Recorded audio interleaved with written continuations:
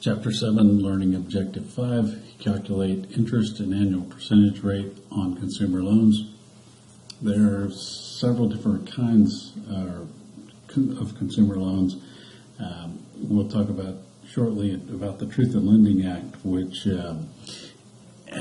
has instituted a significant number of protections for the consumer, and as a result, the couple of the types that we'll talk about are you're less likely to encounter, but you still might encounter if you were dealing with an unscrupulous lender, such as a buy here, pay here car store, or potentially a pawn shop, or something of that nature. You might still encounter these types of loans, but anyway, we'll as we move forward, we'll talk more about that. Truth in Lending Act requires the disclosure of annual percentage rate, or APR. It requires disclosure of the finance charge in dollars. Now, previously, these other methods were widely used by some lenders, and they were used at the expense of the consumer. So they calculated an installment loan payment. We have fixed interest rate loans and variable interest or adjustable rate loans. A fixed rate loan is going to have a fixed payment for the life of the loan. A variable rate loan is the payments are going to vary with interest rates. Interest rates could vary monthly, they could vary annually, and every time they vary, the payment is going to change. Variable rate loans typically do have a lower rates, but the rate may not necessarily compensate you for the additional risk that you're taking. Table 7.1 is monthly principal and interest payment required to repay $1,000. This on the left side we have APR 6, 8, 10, 12, 15, and 18%, and then we have 12 months, 36 months, and 60 months.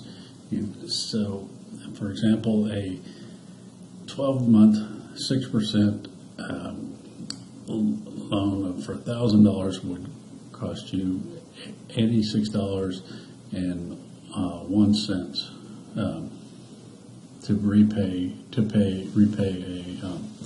a $1,000 loan.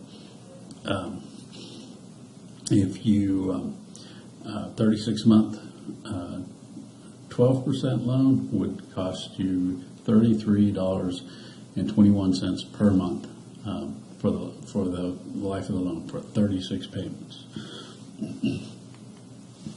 The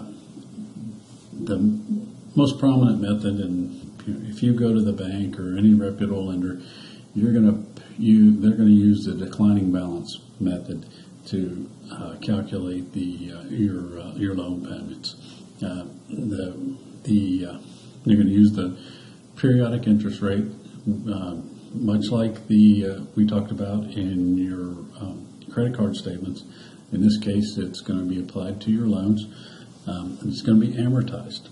Amortization is going to take place over the life of the loan. Table 7.2 shows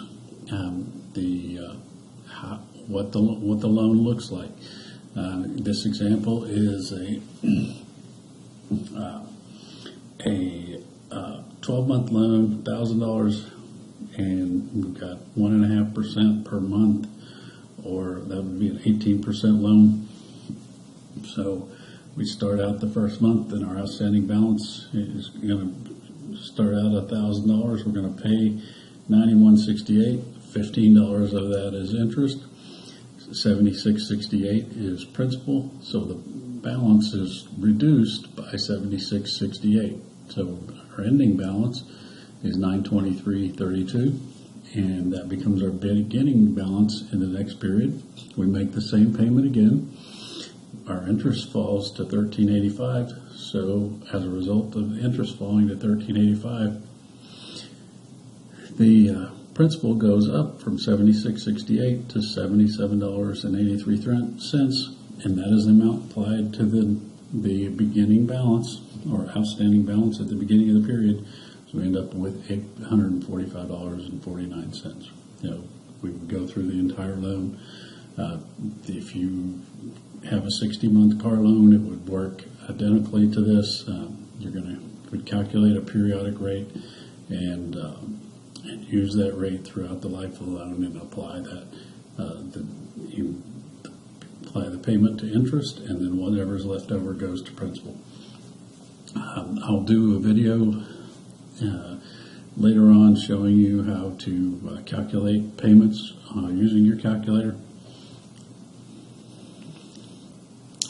Add-on interest method.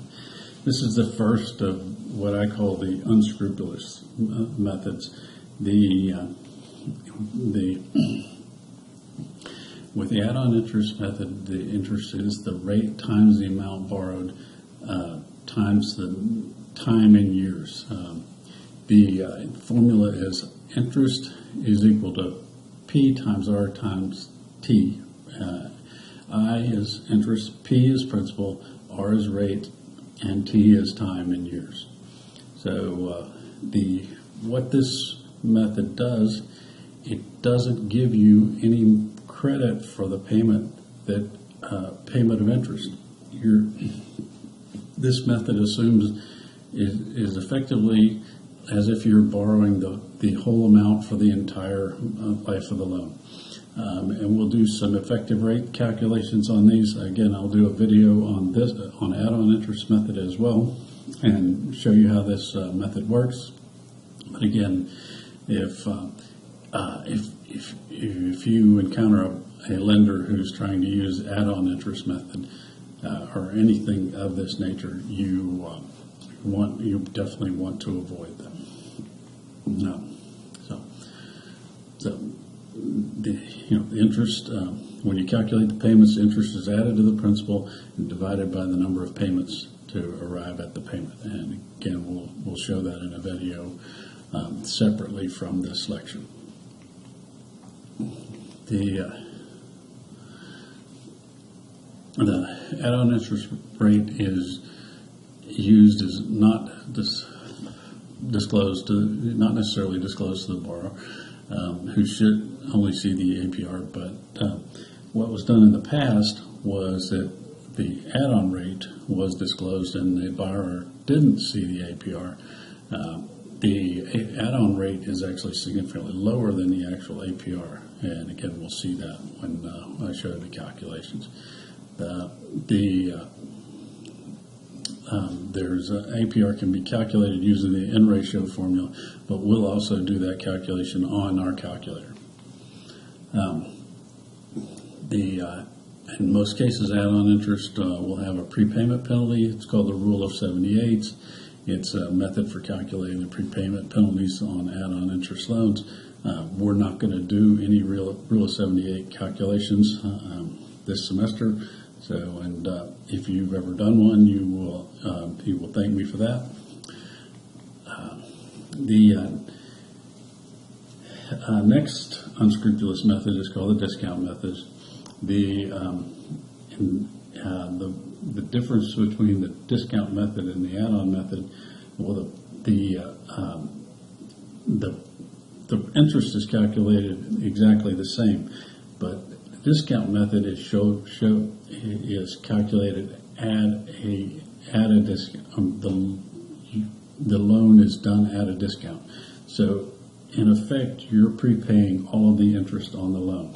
So as a result, if you borrow $1,000 and it has $200 in interest, you're only going to receive $800. And if you prepay that loan at any time, you're going to pay the $1,000.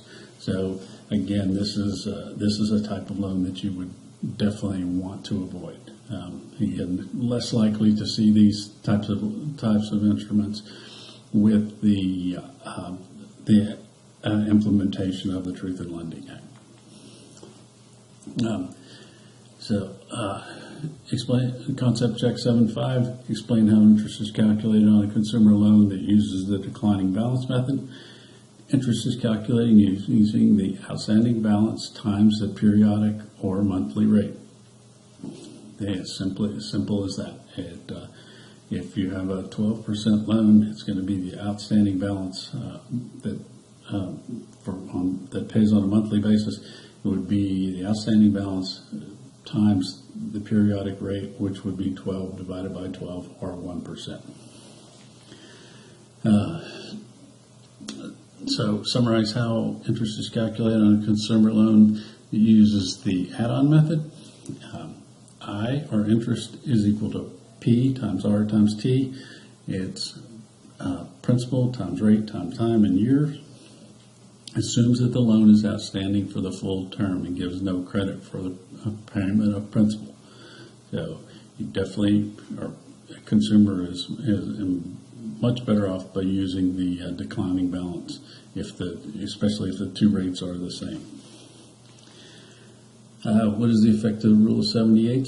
When a borrower repays the add-on method early, the rule of 78 is effectively a prepayment penalty.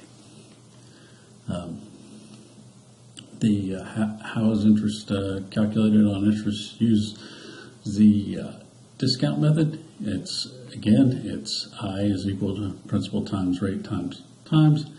Again assumes the loan is outstanding for the term of the loan, gives no credit for the payment of principal. The difference here is that when you borrow the money, the interest is going to be taken out of what you borrow. So the example I used was $1,000 with $200 interest.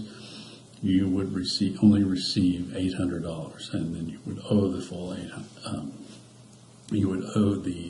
full $1,000 at the end of the term. So